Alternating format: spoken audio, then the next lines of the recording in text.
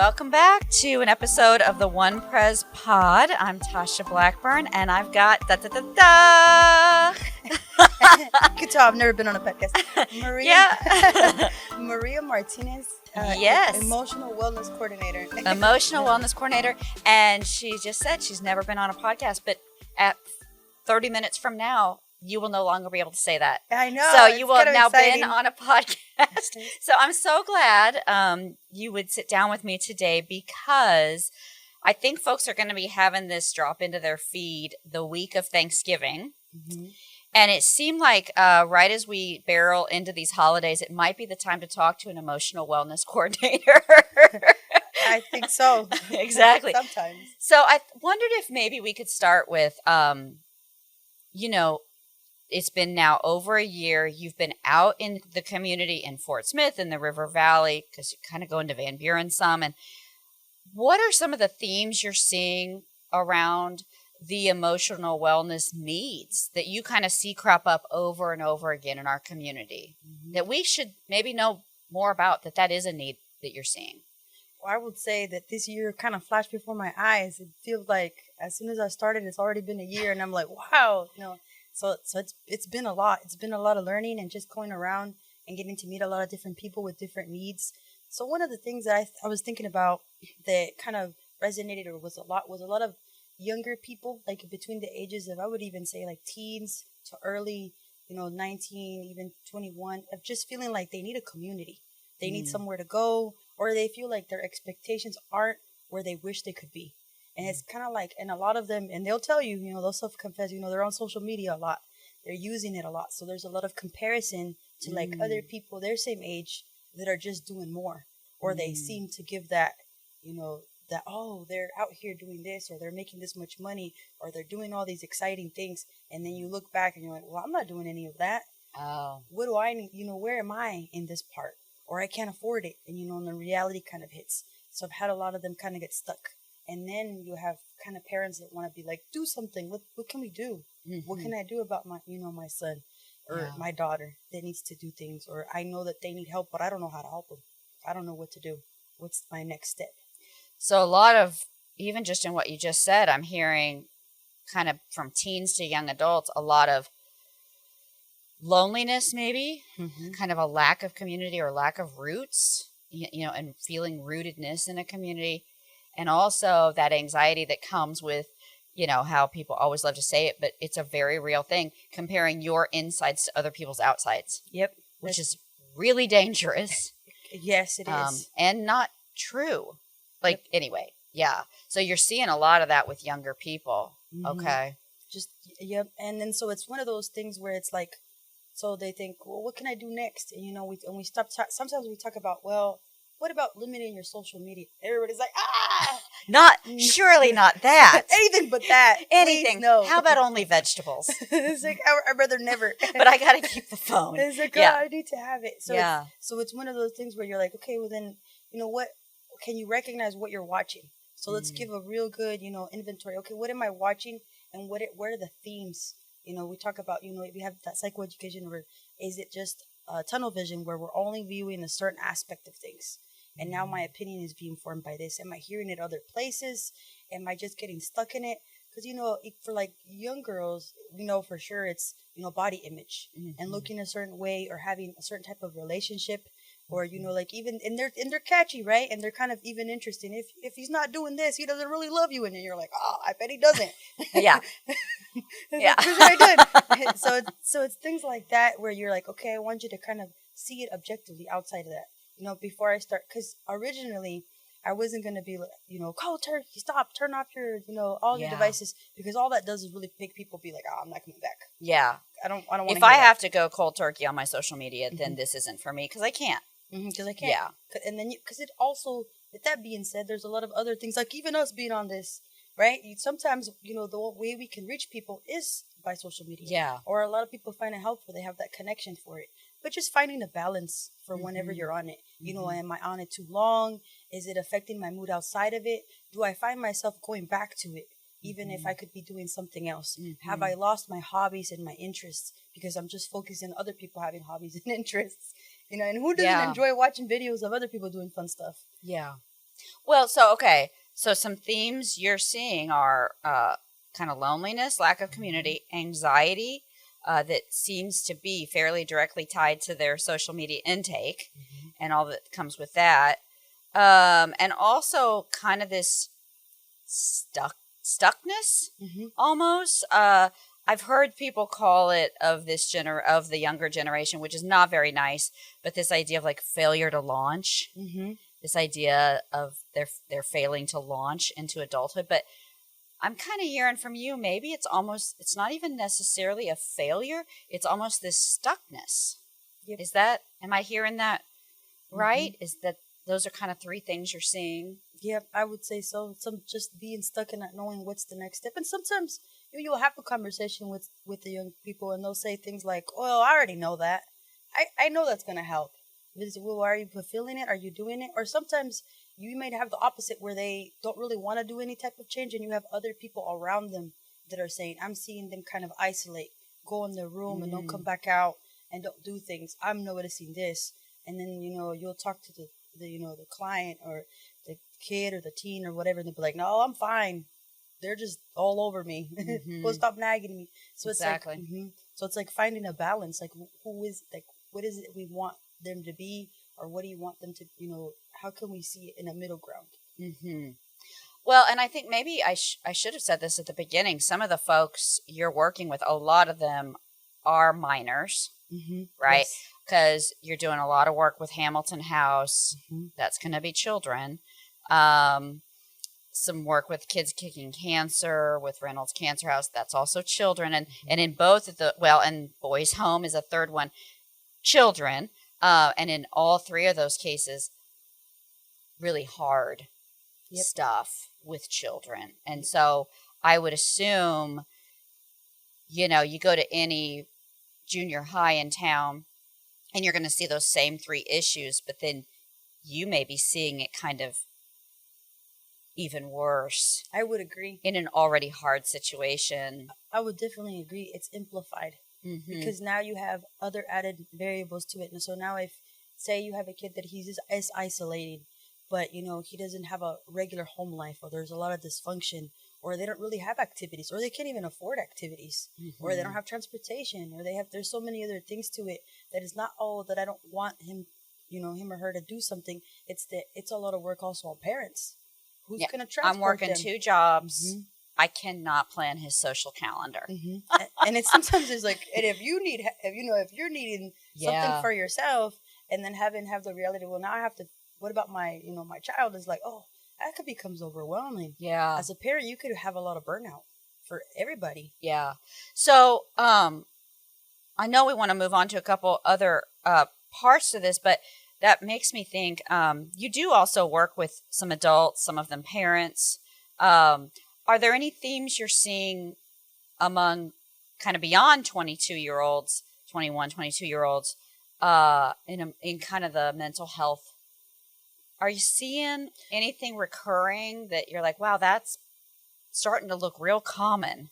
I would say just feeling a tremendous pressure on the expectations of where, what it is to be like a parent.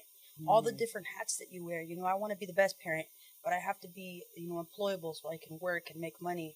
I have to be able to do all these things. Moms that are just doing everything all the time. And it's a constant just, am I doing enough? Are they going to be okay?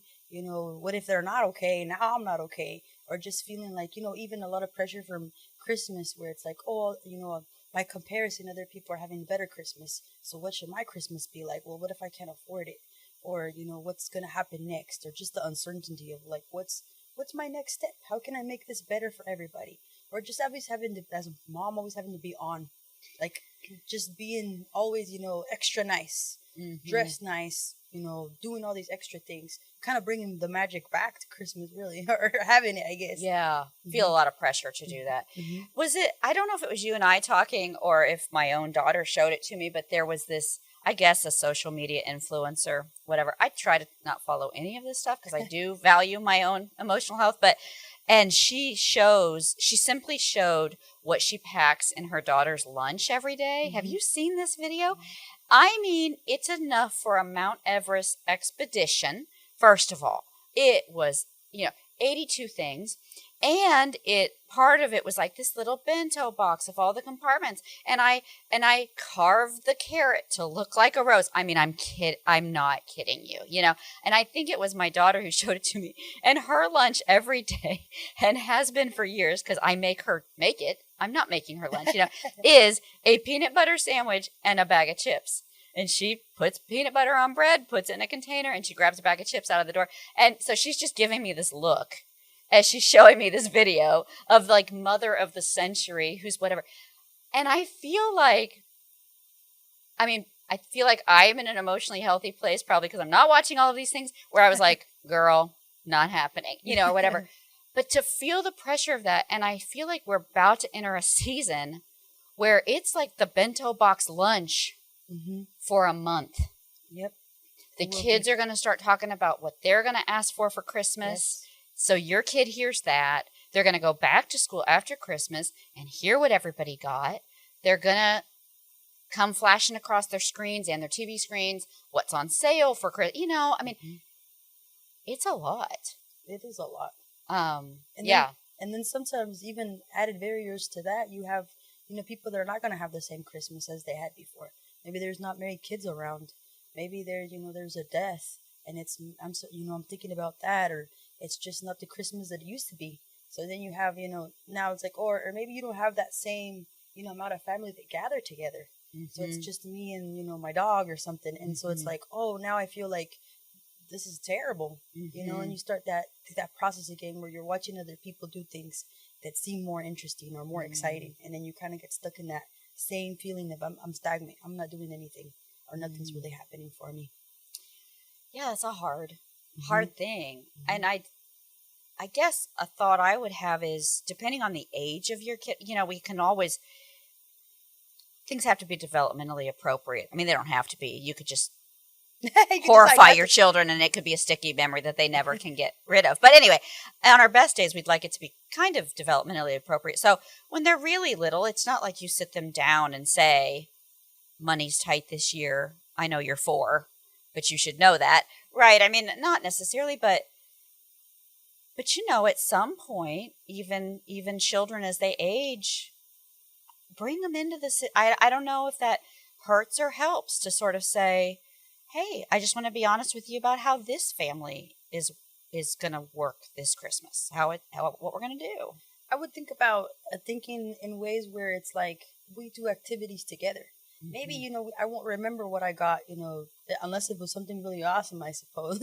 Yeah. Something really great, but... Which, by the way, is not on deck, kids, this year. But anyway, yeah. But at 4 years old, you may remember that you guys went, and saw Santa Claus, took pictures. Went to Creekmore Park and... Had a hot cocoa, saw your aunt, played, your dad took the day off, and you guys went together to do something fun. Mm-hmm. You experienced something.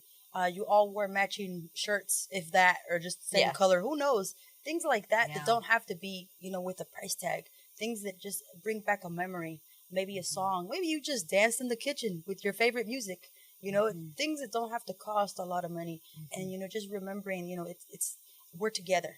And that's what the value is, bringing back what Christmas really means. Mm-hmm.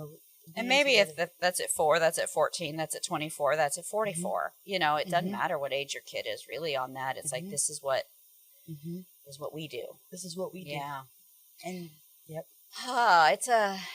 It's still a landmine. I mean, it's just full of landmines, though, isn't it, for people right now this season? I mean, we're going to head to, let's talk grief first. No. Let's talk anxiety first, because Thanksgiving is coming before Christmas. And so there may be, who knows what people's anxiety could be. There's so many options on the table. But some folks might be on Thursday. They're going to head and they're going to have all day with maybe family members they only see a couple times a year. Mm-hmm. Maybe they don't all get along. Maybe there's beef there. Anxiety could be even just about being in a larger group, kind of no matter who it is. So, or who's going to host? Will it all get done? Will there be too many cooks in the kitchen and or whatever? And we'll all kind of get on each other's nerves. When we think about anxiety as we head into the season, and I mean, for goodness sakes, Inside Out added a new character, all because it's so common for all of us, that little orange anxiety, flailing about stress thing. Exactly. What would you say to people who either they or somebody they love and care about, they know they've got extra anxiety heading into the season? Well, for sure, I would talk about the first thing I would say. Well, then, how do you distinguish whenever you feel anxious? So, say first you have the physical symptoms. So we don't just think we're anxious; we can also feel it. Maybe you have sweaty palms, heart starts to race. Maybe you get choked up. Maybe you get like a nausea in your stomach. You start going or maybe you start panicking. Sometimes you pace around, and you don't know what to do with it. You're just kind of holding it there, and you're just like, what's going on? So recognizing when you feel the most anxious, that would be your first key. So is it, when I'm thinking about who's going to host this? Am I thinking about financial struggles maybe? Am I thinking about the change of the season? Am I thinking about, what about the aftermath? What's pinpointing the stress to me? And then seeing it objectively, first return to the body. Maybe you need that breath when you're like, in this moment, what is true? Well, for us, we're in here, right? We're doing this podcast. There's not a whole lot that can really change or that's going to make it any different within a week's time. So for now, we take a deep breath and we recognize that we are here.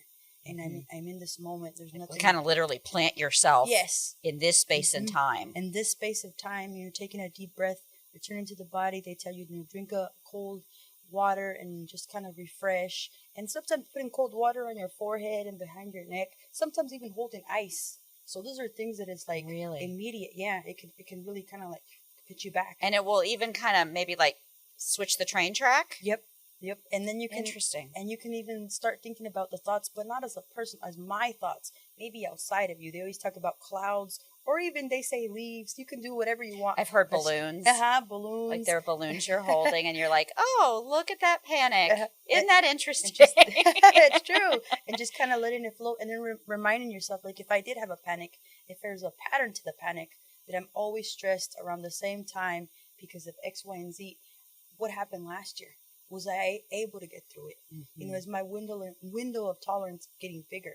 Because I can experience this and get through it. Because anxiety really, a lot of people fear it. They're like, oh, no, I don't want to be anxious. No one must know that I'm an anxious person ever. Yeah. But truthfully, like you said, everybody will experience it at one point in their life. If you haven't now. Or at one point every day. Yes, or at one point every day. You will feel it. The difference is, what do you do to recognize that physical symptoms, and what do you do afterwards to kind of bring you back to that balance? Because if we subdue it or act like we're not experiencing or afraid to experience it at all, it kind of builds it up, right? And it just doesn't disappear. It manifests back in our body. Now we have other illnesses. Maybe you get a headache all the time. Maybe I stress out. Maybe I grind my teeth at night. A lot of people grind their teeth. Or maybe I'm like really tight and you're like, my neck always hurts. What's going on? Why are you just, I'm going to lower my shoulders. Yeah. Why are you describing me, Maria? Very tense. It's like I'm going like this every time. I'm not an anxious person. It's like, how dare you say this about me? It's recognizing it in yourself. And what would be helpful is recognizing sometimes in other people. Can you notice whenever they feel anxious? Can you feel it? Because, crazily enough, it passes down, right? Yeah. So as a parent, if I'm always anxious or kind of on edge, guess what's going to happen to my kids? They're going to be anxious and they're going to be stressed. And so it's kind of like, kind of going back to the values. What are my values and what's important to me? If it's something that, this is so important. Okay, how can I get through it? Do I need to breathe? Do I need to relax? Do I need to get to that moment of just peace? And then there's other things too that, we talked about practical. Did you tell me it was practical that we wanted to say? Yeah, some practical things. And maybe. I was like, what's practical? I like the holding the ice thing. Yeah. I was like, what's really practical? So think about it as in, not just we only do these things when I'm anxious. How about doing these things as a daily, reflection? Build up the muscle. Yes. So it's there ready for you. Yes. Because a lot of times, say I always get anxious around, a lot of crowds of a whole bunch of people. Every time I'm about to go shopping, bam, I just get all worked up and then I have to leave and all this stuff, right? So, how do I get through it? Well, one, it is maybe time of day matters, right? Maybe you have to go whenever there's not going to be that much people. Maybe you have a time limit. So you just kind of start opening your tolerance window so that it doesn't feel too bad. Or maybe I have a list of things that I know that they sell there that I can buy, but also recognizing that it's not about avoidance. So the last thing I want you to do is avoid things, because sometimes whenever you avoid something, wouldn't that be closing the window of intolerance, of tolerance? Yep. Where you can't tolerate anything because I avoid the conversations. I avoid the people. I avoid the holiday. I lock myself in my room and I isolate and I just wait for it to be gone. But the truth is, it doesn't. It just builds up and intensifies. So then when it's time to experience the thing that I've been avoiding, it feels huge. It feels like a huge thing that I have to climb versus just, taking it a little bit. Taking a little, and then once that little is done, going, like a sticker they were selling at Bookish a while back that said, "But did you die?" And so it's sort of saying, okay, I went to that office party that I didn't want to go to because I feel anxiety in social settings, but I told myself I would go for half an hour, and I did go for half an hour, and did I die? And that was okay. And when the answer is no, you are currently still living, then maybe next time I can go to my in-laws, or I could be there longer. Or I could be there longer, because I've now realized it didn't kill me. And and you know what? It made me think of two different things. There was a book called Anxious. I think it was called Anxious Kids, or Anxious Parents Make Anxious Kids, something like that. But I remember one of the things it talked about was not personalizing the anxiety for yourself. So saying, I'm an anxious person, removing that and saying, I have moments where I feel anxious. I had a question for you about that, because all those emotions, those cloud, right? Those cloud feelings, those balloon feelings, those leaf feelings, whatever we visualize them at, are they us, or are they fully not us? What are they? Are they a part of us but not all of us? How should we be thinking about that? Of like, is my anxiety a part of me but not all of me? I think it depends on... Or is it not even me and it's a stranger visiting and I need to kick it? Like what? How should I think about that? I know exactly. So it's kind of like, what would be a good example? So think of like patterns, right? So whenever we're small, there are certain things that happen that kind of the body will recognize. So say, I'm afraid of dogs. Well, I didn't remember, but in that moment, I can remember that when I was very small, someone might have said something like, "Oh, dogs are all vicious and they're scary." And maybe that thought has been there. So now that thought is consistently remembered. So now every time I get around dogs, I always think, "Oh, dogs are really vicious and scary." So the thought becomes automatic. So then that becomes my personal, well, obviously I don't like dogs because dogs are all vicious and, scary or whatever. But then I start meeting really friendly dogs. And all of a sudden I'm like, well, that dog's kind of nice. That other dog's nice. This dog. So then I was like, well, am I a dog person or not? Wait a minute. It's like, what? Was it that specific incident? Can I change that automatic thought and separate it from myself to think, not all dogs are vicious. Some dogs are kind. Some dogs are nice. Maybe I can be friendly with dogs and they can be friendly with me. So now I'm like, maybe not a dog person, but I can tolerate dogs. They can be around me and it's fine. I'm not going to get all worked up about it. So thinking it like that, recognizing where that first thought or where did it come from? Even kind of like that same works with like, I know one that I remembered. I had a client once that she had, I can't remember the top of my head, but it was where her skin had a different color. Like it just had like different pigmentation, basically. And right now, someone will correct me and be like, "It's this, Maria." Thank you very much. I cannot remember, but I remember that whenever she was really young, someone had told her that her being different was kind of ugly. She was just like, "Oh, this is ugly." So it made her, wear long sleeves all the time and kind of hide away. So then we talked about, well, when did you first recognize that? Did you think it? Did someone mention it? And so she remembered, well, I did. When I was little, I heard people talking about it, and so I assumed that it was my truth, that it became me. So then she carried it with her where she just thought other people will think it's ugly because so-and-so thought it. So now I think it. And now it's been 20 years, and I still am carrying their thought. Wait a minute. I didn't even realize. I didn't realize that they're long gone, and I'm holding their words. And even think that now, I can think of one person that I remember. They had said a comment about me, and they have since passed on, which has nothing to do with it. You'd be like, what does that mean? but I thought about this the other day. I was like, wow. And their words still resonate with me. Yeah. And that could be for good, and it could also be for negative, right? Yeah. Because we can think of people that have, touched or said something to us that has kind of resonated with us. Or even like whenever you're really small, really young, and teachers say, you're so outstanding, you're so curious, and you kind of get that mindset. I am curious because I can remember all these times where I did something, that other people don't do. And so it just reinforces that belief. Yeah, that's so interesting, because what I'm hearing when you say that is our reality, real honestly, is a story we tell ourselves. And in some ways, obviously, I don't just wildly get to pick the story. I mean, I don't get to now say I live on Mars and I'm the first Martian, whatever, from the United States planting the flag. Like, right. I mean, within limits, there is the reality. But why would any of us have decided, someone says to us, oh, you're so high strung, you're so uptight, you've always been like that. And so what? So we've decided that's our story. Yes. What you need to know about me is I'm anxious, I'm high strung, and I'm uptight, and it annoys everyone, and it's a problem, right? Yes. Versus, like some teacher said the week before, you are so inquisitive. You're a leader. Why isn't that the story? Right? Like, Yes. so there is that sense, I guess maybe that at least enough distance, my anxiety is sitting right here, or my grief, or my whatever, all of it is sitting right here. Instead, it's like, well, I'm holding it right here. It is a part of me, but I also get to kind of pick the story, and maybe some of lessening that anxiety is to kind of say, actually, there's more to the story. And me.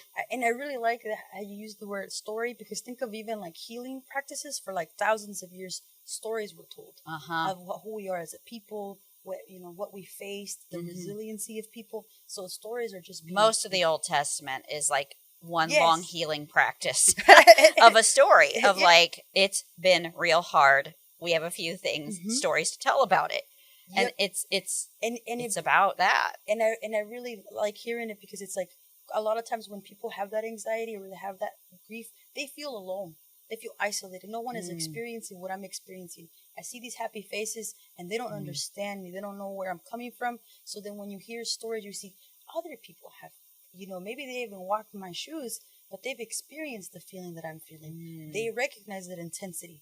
They recognize that I want to shield myself and, hide and not be seen or not know, all these things. But I can hear the story and roll. You know what? That gives me strength that they had a change. The change came to them. How can I get to that point? That's really good. That's okay. I feel like you're leading us right there to our third and last kind of part we wanted to get to today, which is, we well know, some folks are going to be going to grandma's house over the river and through the woods. To grandmother's house we go for Thanksgiving, and they'll be anxious, potentially. And we have a lot of other people who they are not going to go to grandma's house because it's the first year grandma's not with them, or it's the first year uncle's not with them, or pick. And it's going to be a real hard season with grief. Yes, it will. So what if somebody's looking down? I mean, my gosh, it just comes at us like boom, boom, boom. I think about that for folks. Thanksgiving, right into Christmas, right into a brand new year. And if the person died, say in 2024, it's like now everybody's going to say Happy New Year and welcome to 2025. And you're going to think, my loved one's never going to know what 2025 was. All of that just comes at them all at once. It does, and it just kind of feels so heavy, and you're just carrying it. And you're like, what am I supposed to do with this? Yeah. It made me think of a client that had it all happened in, really quickly. She had her aunt pass away, then her grandma, then her grandpa. And so I actually met her a year ago when I first started this position. And she was just distraught, right? She had a lot of anxiety and a lot of grief. And we worked together for a very long time, and you could see the change for her. Like it just decreased. We talked about, celebrating her loved ones, not just thinking about them in their death, but also on how they lived.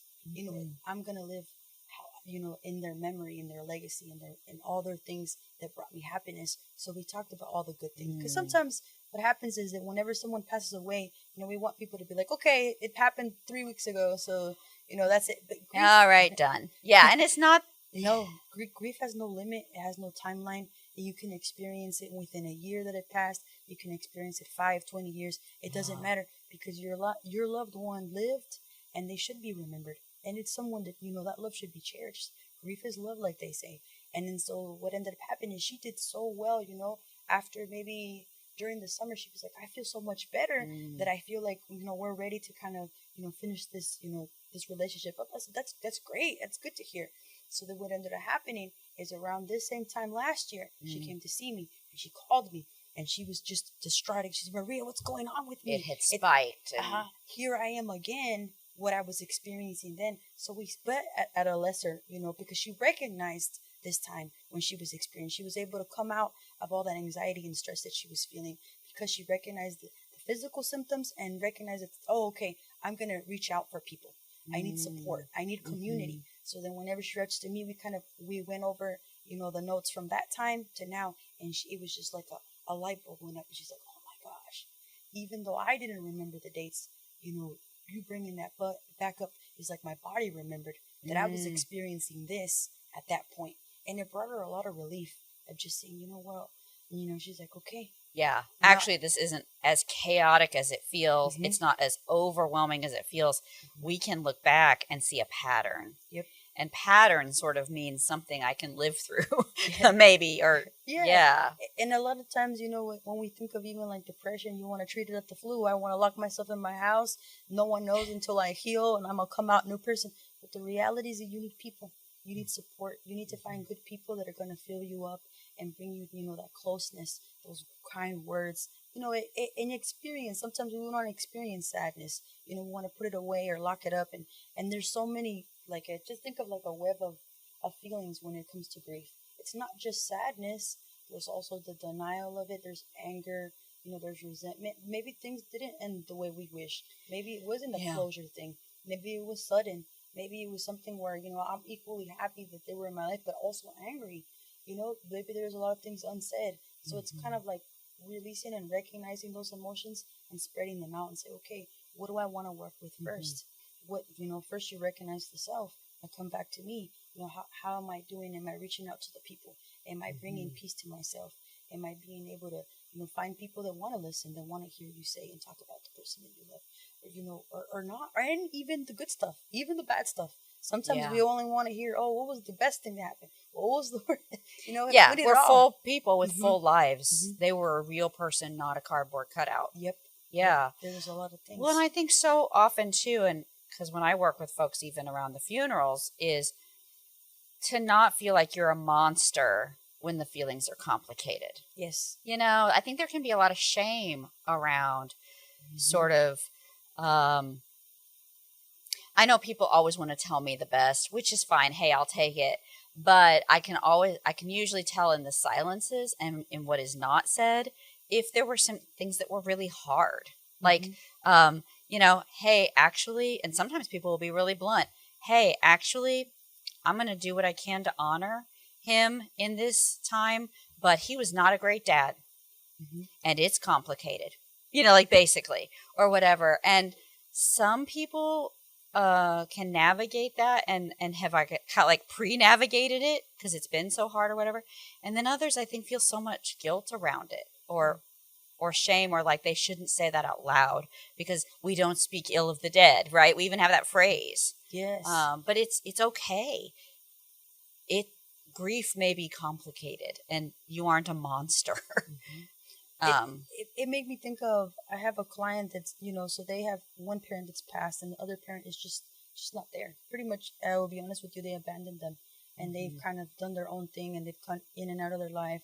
So a lot of substance use and a lot of different things. So this person's kind of, becoming of age and moving on. And so she experienced a lot of grief because, she actually got invited out to eat and it was really wonderful. That family was great. They had a really close mom and dad. And she said she experienced the feeling she couldn't describe. She said, I can only think of the word jealousy of how they were living and how that couldn't be my case or that wasn't my life. But she was like, but I don't wish them ill or anything like that. I feel bad that I'm mad at them for being great. Yes. And so she was just like, oh, this is, she just didn't want to say it, but at the same time felt like just that, like you said, that shame of me talking about how I was seeing them from the outside in and how, they were living. I said, well, it sounds like you were experiencing a complicated grief. It wasn't the way we wish it would have been. And I can have the acceptance of that. But I can recognize it now. As I move forward, I have the choice to live how I choose. Mm-hmm. So even though I can't have the relationship with this person or whoever, and it wasn't, the wish it was, I can recognize that, okay, then now I have to make my own connections with other people. Now I have other ways. I don't have to keep myself locked into that. And it doesn't have to be sugar-coated, and it doesn't have to be like, oh, I guess, because that's hurtful too. I want to have an honest view of that person. And and they talk about holding both truths. One, I can decide that, you know what, because they were my mom, I love them and care for them, and that can always be true. But I also recognize that they were people, and they had flaws, and they had a lot of things that they needed to work on. Both things can be true at once. Mm-hmm. It doesn't have to be one or the other. Mm. Yeah, and it's okay to hold both. You haven't disrespected someone's memory to have both be true. Yeah, both can be true. So do you have any kind of practical things or tools you could offer up for someone who they know or someone they know they love, they know they're going to head into this season with a fair amount of grief? Any kind of ways they can be thinking about that or practices they could be doing?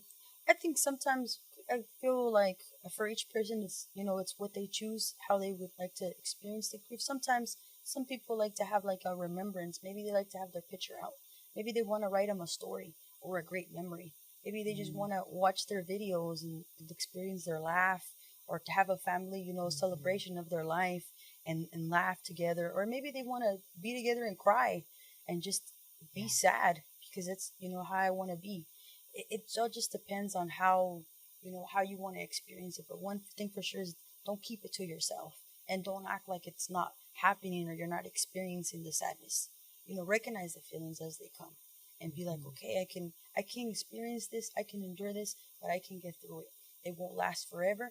And if I didn't feel or experience the sadness, it's because, there was a lot of love there, or there was a lot of different things that I'm experiencing. So I have both.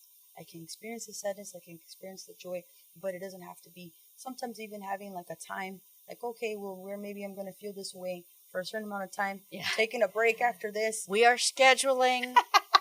I know, doesn't it sound the mourning period, MOURNING, will happen only in the morning of Christmas Eve day or whatever, right? Yep. And then at lunch, we're going to have cake and we're going to, dance something or something. Yeah. Something about the concrete time, it makes it so it doesn't feel like it's dragging on for life, right? There's other things that, okay, maybe my next thing is going for a walk.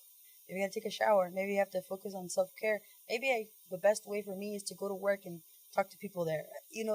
What works for you. Maybe having a good meal.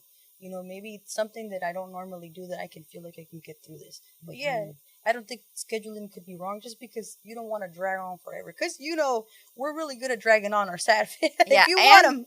And you'll get dehydrated. You got to rehydrate.